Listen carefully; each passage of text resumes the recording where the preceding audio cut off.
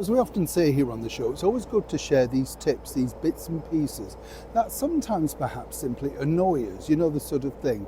A lot of you have mentioned this, and I've mentioned this to you myself over here in the United Kingdom. Now, when you go shopping, of course, they ask you, don't they, if you're paying, however you're paying, do you want to round it up? So if it's like £9.20, you give £10 and they give the remaining to their charity of their choice. And it's kind of harassment, isn't it, when you think about it. Particularly, I feel embarrassed for the self-service, not the self-service, so the people who do serve you to checkout, because they're now forced to ask, creating even more embarrassment. Who does well out of it? The company. Nobody puts your name down there, do they? You see how it works? So it's fascinating to see exactly how charities find new ways to rip us off. And it's fascinating also to see exactly how, well, they're always making it difficult for you and I to move around in this world, because everything has to be scanned or, digitized or printed off. Your paper, your ink, and you've got to print your ticket off, whether you're going on an airline or a theatre ticket or cinema. You do all the work, and for the privilege of that, you might be able to sit in. You get the picture. So this particular episode really kind of made me smile, because I wanted to share it with you.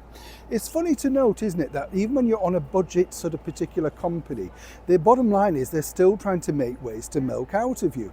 This, for instance, this particular friend was literally traveling on a short flight with a budget airline, and as I've the aforementioned, she had to do everything literally by herself. She had to print out a ticket, self-check-in, wear her own bags, all that sort of stuff. And then once on the airplane, couldn't pay for anything with cash. They were only taking credit card. And it's fascinating because this happened to me on a major rail network recently. They were taking no cash or anything, couldn't take cash. If you wanted a cup of tea or coffee, snack or anything, you had to pay with your credit card. Then the machine went down. So literally, over 100 and something people couldn't have a drink or anything because they had no other way of dealing with the customer. Massive loss, of course, but they didn't care because it had to be digital.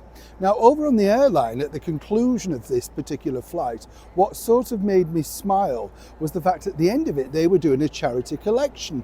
And as usual, it was for some, terribly important thing that they wanted to make sure that you were aware of. But the donations could only be given in cash. Get that, in cash, right? And truly, you could only give the cash because they wouldn't accept a swipe or a card or anything like that.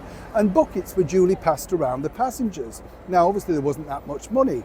But as the source pointed out to me, well, how come they're quite willing to accept the charitable money in cash, where you've no idea where that money's going once it's collected? Perhaps all of these people are very trustworthy, who knows?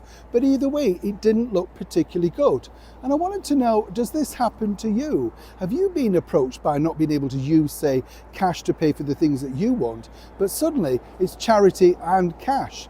Now, over here in the United Kingdom, we're very much fighting the cash is king. We want to keep cash. It gives you a sense of freedom. And more importantly, when the digitization of all of these things collapse, we can still carry on paying. But seemingly, you can only carry on paying in cash if you give into charity. As ever, I'd love to know, has this happened to you? Neil Sean in the very heart of London.